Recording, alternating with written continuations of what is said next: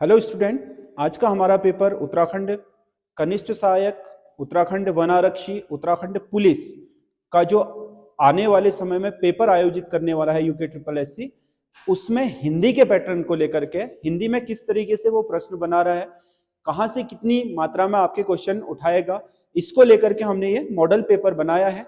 आपको इस question paper को देखने के बाद हमें कमेंट करना है कि आपको ये कैसा लगा, और अगर आपकी कोई राय हो तो वो भी आप लिख सकते हैं। अन्य चीजें हम इस प्रश्न पत्र में श्रृंखला में सम्मिलित करेंगे। 20 नंबर की जो आपकी हिंदी है उत्तराखंड के समूह ग के पैटर्न में, उसी पर ये पेपर है। क्योंकि UK triple SC, UK PSC तो अभी कुमाऊनी गढ़वाली को नहीं लिए हुए, लेकिन यूके ट्रिपल एससी ने बड़ी मात्रा में इसे ले लिया। मतलब 1/3 5 से 6 क्वेश्चन हर बार अब वो उत्तराखंड के कुमाऊनी और गढ़वाली भाषा के शब्दकोश, लोकोक्तियां, मुहावरे इनसे पूछ रहा है। तो इसको ध्यान में रखते हुए उत्तराखंड के जो साहित्यकार दे रखे हैं, उत्तराखंड की जो आपकी सिलेबस है उसमें जो साहित्यकार है 9वीं से 12वीं तक में गद्य और पद्य के, उन दोनों के क्षेत्र से कौन से क्वेश्चन बनेंगे, ग्रामर से कहां से क्वेश्चन बनेंगे, शब्दकोश से कहां से बनेंगे, इन सभी चीजों को इसमें ध्यान में रखा गया है। आपको ये वीडियो कैसा लगा आप कमेंट जरूर करिएगा। आप कमेंट करते हैं तो उससे हमें बहुत आपका उत्साहवर्धन भी होता है और बहुत सारे सजेशन भी मिलते हैं, जिसके कारण हम आगे जाकर के उन सारी चीजों को अपने चीजों में आपके प्रयास करने का, मतलब सम्मिलित करने का प्रयास करते हैं। तो ये आपका हिंदी का पेपर है जो हमने वर्तमान यूके ट्रिपल एससी के पैटर्न पर बनाया है। तो इसमें पहला क्वेश्चन है, कुमाऊनी बोली में एक ही दिन में कहीं जाकर लौटने के लिए कौन सा शब्द प्रयोग में लाया जाता है। मतलब जैसे हम वनडे बोलते हैं अंग्रेजी में कि ये चीज वनडे है, तो कुमाऊनी में उसे बोलते हैं दिसौड़ी। क्या बोलते हैं? दिसौड़ी। जैसे बारात है, हम कहते हैं आज इसकी वनडे बारात है, ठीक है। जैसे हम रात्रि की बारात होगी जिसमें 2 दिन लगते हैं, तो उसे कहेंगे हम बास्य, और बास्य मतलब एक रात के लिए, दिसौड़ी का मतलब एक दिन के लिए। जैसे हमारे यहाँ कुमाऊनी में बोलते हैं कि ये एक बारात दिसौड़ी, इसका मतलब ये हुआ कि इसकी बारात क्या है, एक दिन की है। दिसौड़ी का मतलब ये होता है। अगला क्वेश्चन है, निम्नलिखित में से एक कुमाऊनी शब्द का हिंदी में सही अर्थ नहीं है। ढुंग, ढुंग का अर्थ पत्थर, ढुंग हमारे यहाँ कुमाऊनी में पत्थर को ही बोला जाता है। छीड़ा, छीड़ा का मतलब होता है हमारे यहाँ झरना, झरने को क्या बोलते हैं कुमाऊनी में? छीड़ा। भ्योल, भ्योल मतलब बोलते हैं ना गाड़ी भ्योल पड़ गया, मतलब गाड़ी अगर कहीं चट्टान से गिर जाती है तो क्या बोलते हैं? भ्योल पड़ गया, यानी कि गाड़ी भ्योल पड़ गई। यानी कि भ्योल का मतलब क्या होता है? चट्टान। बिल्कुल सही है। सुटकुण, सुटकुण का मतलब सीधा रास्ता नहीं होता है, बल्कि हमारे यहाँ पहाड़ में जो आपके घर 2 मंजिले होते थे पहले, नीचे वाले मंजिले को तो गोड बोलते हैं, ऊपर वाले मंजिले को पाण बोलते हैं। तो जो आंगन से पाण में जाने के लिए लकड़ी की सीढ़ियां बनाई जाती हैं, इन्हें बोला जाता है सिट। कोई सुटकुण बोलता है, कोई सिट कुणी, सिटकुनी, सिटकुनी भी बोलते हैं या आपका सिटकुणी भी बोलते हैं। तो ये इसका सही आंसर नहीं है, इसका मतलब होता है लकड़ी की सीढ़ियां कुमाऊनी में। निम्नलिखित में से कौन सा एक शब्द ठंड का गढ़वाली अर्थ नहीं है? ठंड के पर्यायवाची गढ़वाली में दिए हैं, इसमें से देखो जाड़, जाड़ है को बोलते हैं, मतलब ठंडा हो गया। चस लागन यानी कि ठंडा हो रहा है। चचकार का मतलब भी ठंडा होता है, और कामन पड़ रही है मतलब भी ठंडा ही होता है। फाल का मतलब ठंडा नहीं होता, ये सही आंसर नहीं है, क्योंकि फाल का मतलब हमारे यहाँ होता है कूदना। जैसे कोई आपका पानी में कूद जाता है, वहां मर जाता है, तो बोलते हैं ये फाल हलवेरे मर गया। इसका मतलब ये हुआ कि ये आपका क्या, पानी में कूद करके मर गया। फाल का मतलब कूदना है। बाकी क्या है, ये सब 3 के 3 ठंड के पर्यायवाची है। अगला है, लोकोक्ति और मुहावरे से अति बिराव में मुसना मरना। अति बिराव में मुसना, अति का मतलब आवश्यकता से अधिक, कुमाऊनी में अति भी बोलते हैं, कज्जो भी बोलते हैं। तो ये जो बिराव है, बिराव का मतलब बिल्ली है, अति मतलब आवश्यकता से अधिक बिल्लियां, और मुस का मतलब चूहा है, निमरण मतलब नहीं मरता। जैसे हिंदी में इसे बोलेंगे आपके अधिक बिल्लियों में चूहा नहीं मरता, क्योंकि बिल्ली शिकार करती है, अकेली बिल्ली होती है तो ताक में लगे रहती है, पूरी रिस्पॉन्सिबिलिटी से उसे मार देती है।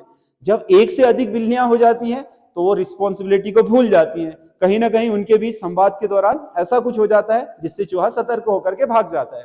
तो ये कहा जाता है कि मतलब ज्यादा बिल्लियों में चूहा नहीं मरता का मतलब, जब हम किसी काम को किसी एक व्यक्ति को सौंपते हैं, जिम्मेदार व्यक्ति को सौंपते हैं, तो वो काम अच्छे से हो जाता है। और जब हम एक काम के लिए आवश्यकता से अधिक व्यक्तियों का चयन कर लेते हैं तो सब लापरवाह हो जाते हैं, वो करेगा और काम नहीं हो पाता है।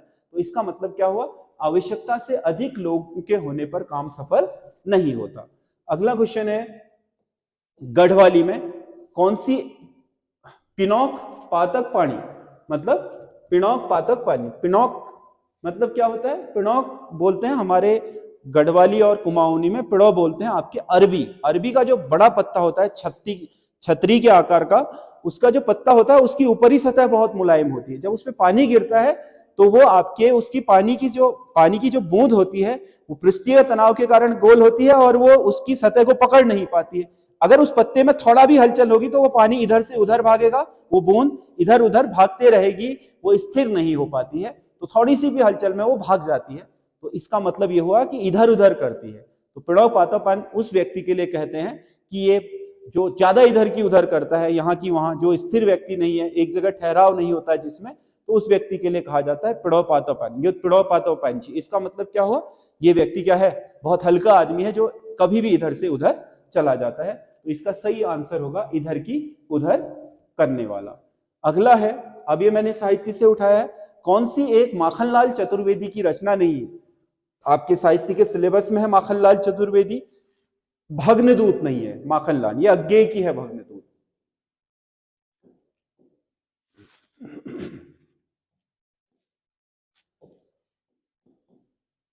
अज्ञेय, भग्नदूत अज्ञेय की है। वेणु लोग गूंजे धरा, ये माखनलाल चतुर्वेदी है। हिम तरंगणी, हिम किरीटिनी, ये तो है ही, ये तो उनकी सबसे महत्वपूर्ण रचनाएं हैं। युग शरण, ये भी आपका इन्हीं की रचना है। भग्नदूत नहीं है, तो इसका सही आंसर ये होगा।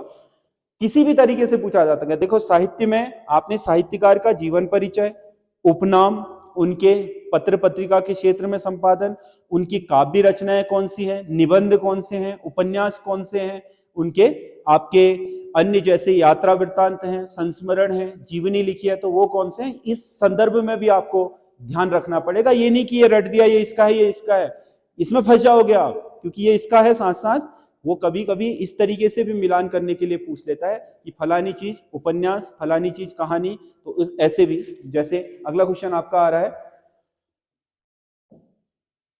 निराला की पहली काव्य कृति है, सूर्यकांत त्रिपाठी निराला की जो पहली आपकी काव्य कृति है, मतलब उन्होंने जो पहले काव्य की रचना लिखी है वो है जूही की कली।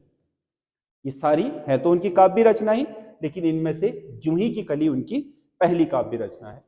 अगला क्वेश्चन है, कौन सा एक राहुल सांकृत्यायन का उपन्यास है, देखो ये आ गया।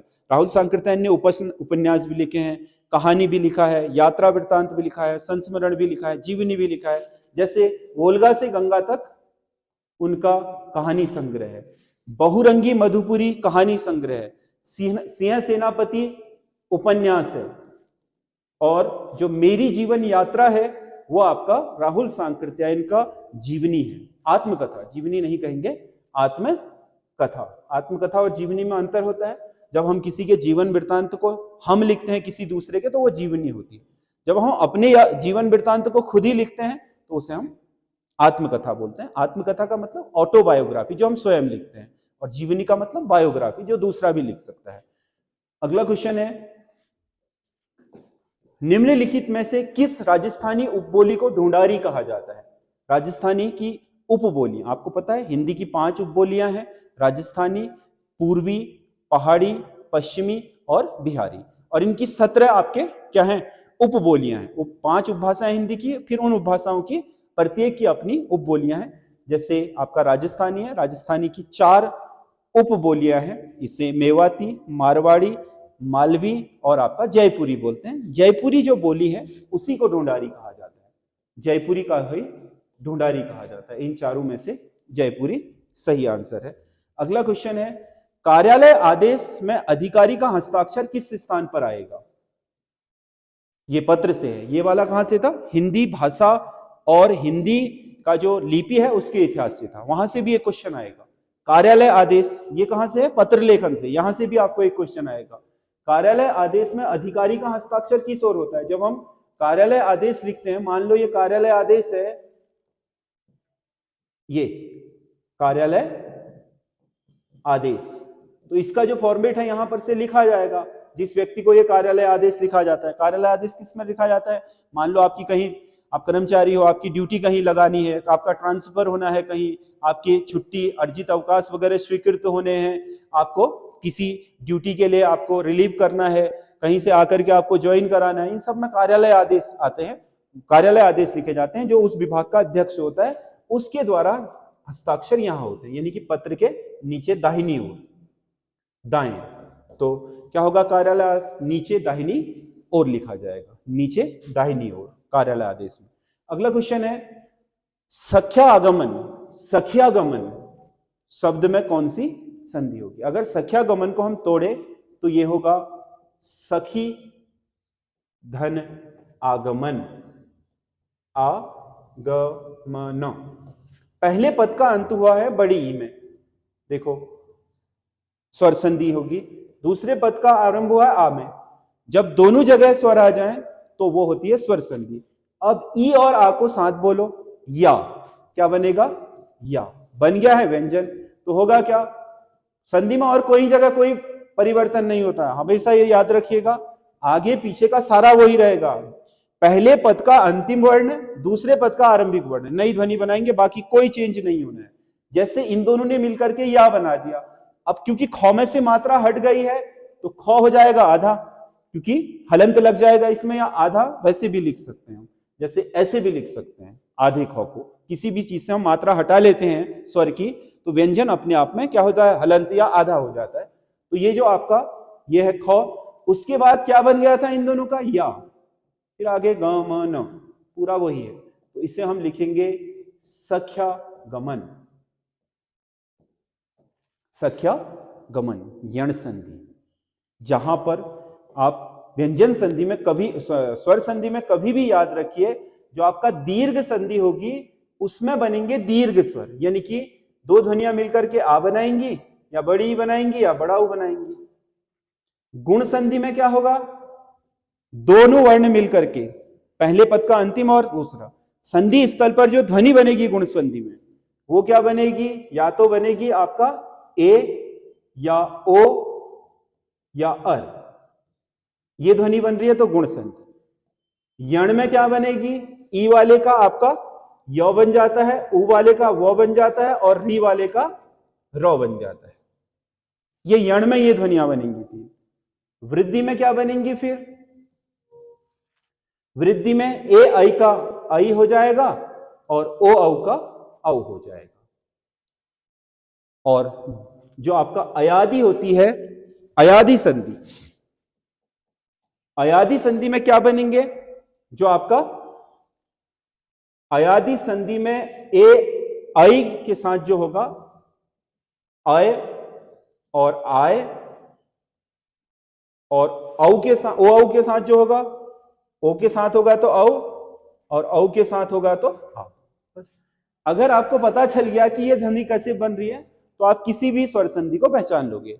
ये नियम आपको पता होना चाहिए, ठीक है? ये नियम ऐसे ही बनता है, जैसे अ और अ मिलेंगे तो आ बनेंगे, आ और आ मिलेंगे तो आ बनेंगे, छोटी और छोटी बड़ी मिलेंगे तो बड़ी, बड़ी और बड़ी मिलेंगे तो बड़ी, उ के साथ उ मिलेगा, छोटा हो बड़ा हो कोई फर्क नहीं पड़ता, बड़ा उ ही बनेगा।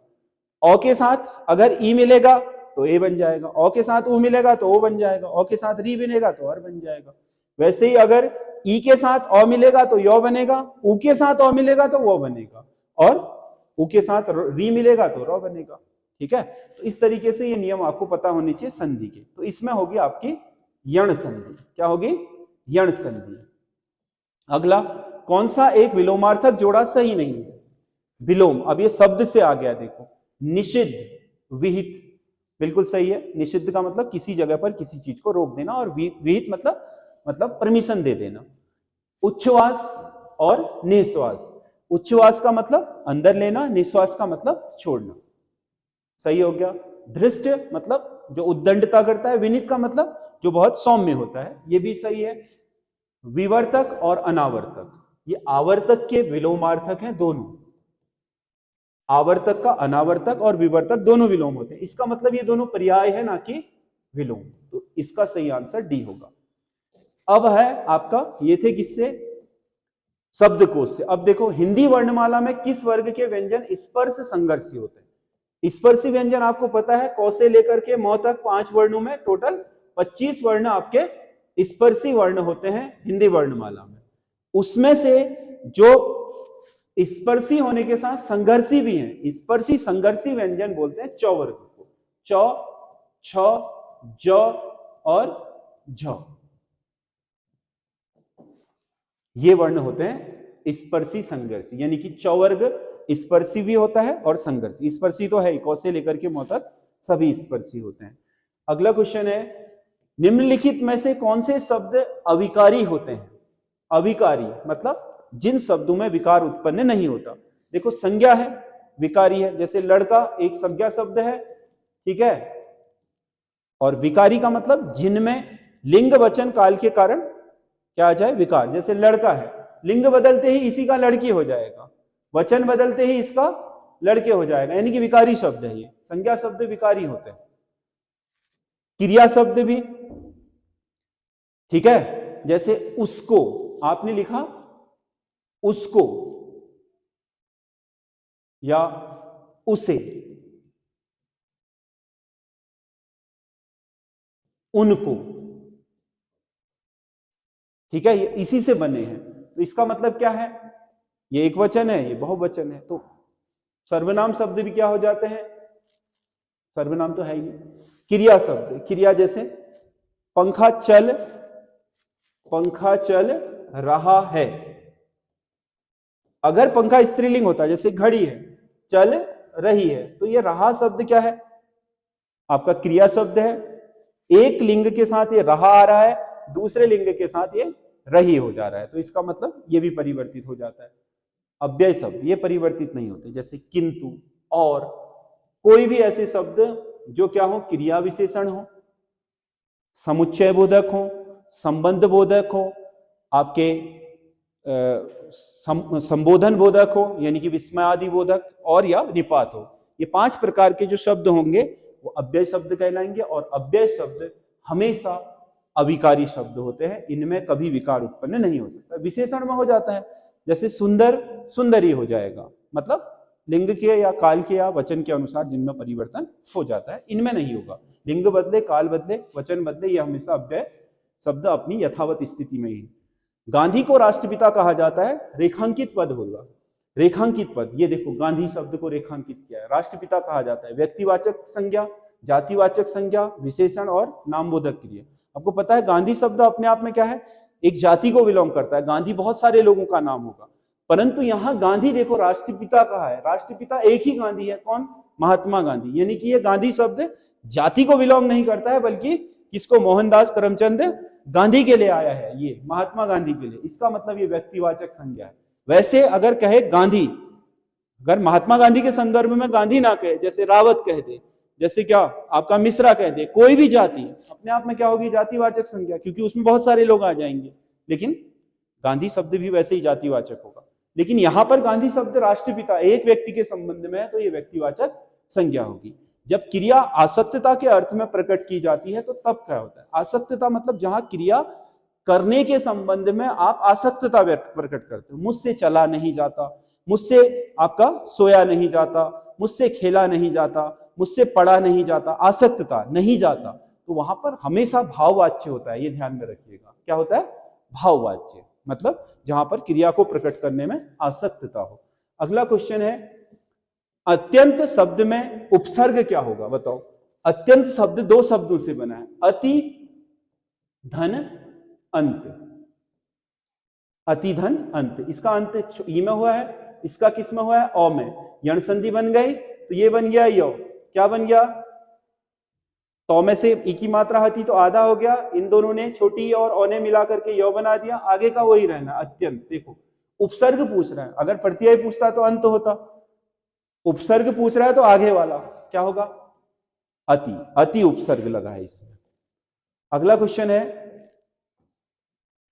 अगर आप हिंदी ग्रामर बहुत अच्छे से सीखना चाहते हैं तो हमारा बेसिक बैच जो मैंने 10 बजे से लाइव शुरू किया है, 10 बजे से 1 बजे तक चल रहा है, इसमें सारे सब्जेक्ट आपके बेसिक से चल रहे हैं। जैसे हिंदी, इसमें ग्रामर आपको सिखाई जाती है, जीएस आपको बहुत डेप्थ में पढ़ाया जाता है, उत्तराखंड बेसिक से सिखाया जाता है, उसमें आपके सारे चैप्टर इतिहास वगैरह चल रहे हैं।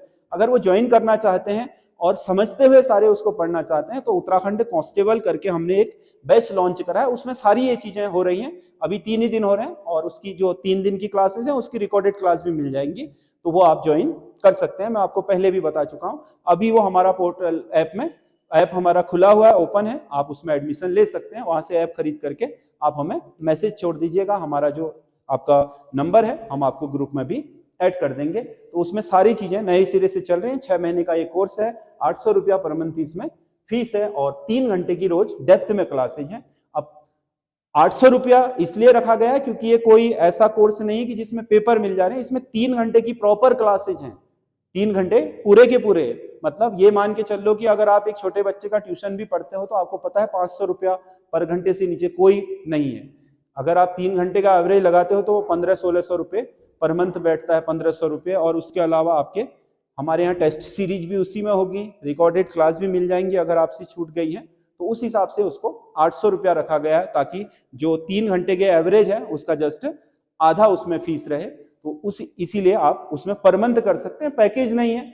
अगर आपको समझ नहीं आ रहा है तो आप छोड़ भी सकते हैं, ऐसा कुछ नहीं है। 1 महीना आपने करा, नहीं लगा आपको तो आगे छोड़ दीजिए, उसमें कोई प्रॉब्लम नहीं है। क्योंकि इसमें पैकेज है तो फंसने जैसी स्थिति हो जाती है, हाँ इतने हजार का पैकेज है, पूरा ले लिया, फिर समझ में नहीं आया या हीला हवाली कर दी तो आप क्या निकल नहीं सकते। हमारे यहाँ हीला हवाली होती नहीं है। अगर आप फिर भी समझ नहीं पा रहे हैं, छोड़ रहे हैं किसी कारणवश, तो आप अगले महीने से छोड़ दीजिए, उसमें कोई बाध्यता है नहीं उस पेपर में। लेकिन सारे सब्जेक्ट उसमें आपको कराए जाएंगे, आप उसे ज्वाइन कर सकते हैं। रवि भोजन कर रहा है वाक्य में उद्देश्य होगा। जब हम किसी वाक्य की बात करते हैं तो उसमें उद्देश्य और विधेय होते हैं। जैसे मैंने कहा आपका रमेश खाना खा रहा है। वाक्य निर्माण में हमेशा क्या होता है, सरल वाक्य में एक उद्देश्य और एक विधेय होता है। जब वाक्य निर्माण करते हैं तो उद्देश्य उसे कहते हैं जो कर्ता होता है। उद्देश्य हमेशा कौन होता है, कर्ता। कर्ता हमेशा होगा उद्देश्य, क्योंकि उद्देश्य का मतलब हम जो काम करते हैं उसे मानते हैं कि ये हमारा उद्देश्य है, यानी कि ये काम करना। वो साधारण बोलचाल में होता है, ग्रामर में ऐसा नहीं होता। ग्रामर में जो किसी काम को करने वाला होता है वो उद्देश्य होता है, और जो कार्य होगा वो विधेय होगा। खाना खाना क्या है, कार्य। खाना खाना क्या है, यहां पर कार्य है, तो इसे हम बोलेंगे विधेय। ठीक है, ये हमेशा ध्यान में रखिएगा। और जहां एक उद्देश्य और एक विधेय हो, सरल वाक्य। एक से अधिक उद्देश्य और विधेय होते हैं तो वो मिश्र या संयुक्त हो सकता है। अब मिश्र कैसे होगा, जब आपका दो उपवाक्य आपस में जुड़े भी हों और एक दूसरे पर आश्रित भी हों, यानी कि पूरा ना करते हो, उनके बिना एक दूसरे के बिना पूरे ना हो पाते हो, तो वहां मिश्र होगा। जुड़े हों लेकिन स्वतंत्र उपवाक्य हो, तोड़ दो तो अपना अपना स्वतंत्र अर्थ रखते हो, वहां आपका संयुक्त वाक्य होता है। अगला क्वेश्चन है, तो इसमें आपका क्या होगा, उद्देश्य। रवि भोजन कर रहा है, में रवि उद्देश्य होगा, रवि उद्देश्य होगा। अगला क्वेश्चन है, माता पिता का आज्ञाकारी पुत्र हर जगह सफल होता है। माता पिता का आज्ञाकारी पुत्र हर जगह सफल होता है। यहां से यहां तक वाक्य है। दिए गए वाक्य का रचना के आधार पर प्रकार होगा सरल वाक्य। देखो एक ही उपवाक्य है, पूरा एक ही सरल वाक्य है, इसमें कोई भी आपके क्या उद्देश्य भी है, माता पिता का पुत्र एक क्या हो गया, उद्देश्य हो गया, और सफल होना विधेय हो गया। एक ही उद्देश्य और एक ही विधेय, ठीक है, तो सरल वाक्य हो गया। तो माता पिता का आज्ञाकारी पुत्र सफल होता है, यह है उद्देश्य, और इस वाक्य में यह है विधेय। ठीक है, एक ही उद्देश्य एक ही विधेय होता है तो सरल वाक्य होता है। माता आज्ञाकारी पुत्र सफल होता है क्योंकि वह माता आज्ञाकारी पुत्र सफल, व्यक्ति सफल होता है, व्यक्ति तब सफल होता है जब वो माता पिता का आज्ञाकारी होता है, तब वो क्या बन जाएगा, मिश्र। तब क्या बन जाएगा, मिश्र, क्योंकि उसमें हमने क्या जब तब लगा दिया है, तो दोनों आपस में एक दूसरे को जोड़ रहे हैं और एक दूसरे को अधूरा भी छोड़ रहे हैं, एक दूसरे को पूरा भी कर रहे हैं। ठीक है, अगला क्वेश्चन है, कौन सा एक विष्णु का पर्यायवाची नहीं है, अच्युत। बिल्कुल सही है। दामोदर, भी सही है, गरुण ध्वज भी सही है। वो आपने सुना होगा ना, अच्युतम केशवम कृष्ण दामोदरम, वो विष्णु की जो आपकी क्या है वंदना, अच्युतम दामोदरम, ठीक है। गरुण ध्वजम, गरुण विष्णु का क्या है, वाहन है। गुडाकेश, गुडाकेश किसका है, अर्जुन का, किसका है, अर्जुन का, न कि विष्णु का। तो इसका सही आंसर ये होगा। हमारे 20 क्वेश्चन है ये, हमने विविध आपकी पृष्ठभूमि से, जैसे यूके ट्रिपल एस से आपके क्वेश्चन बना रहा है वैसे ये बनाया है। आपको कैसा लगा, आप आगे आपके इस तरीके के पेपर चाहते हैं तो हमें कमेंट्स जरूर करिएगा। धन्यवाद।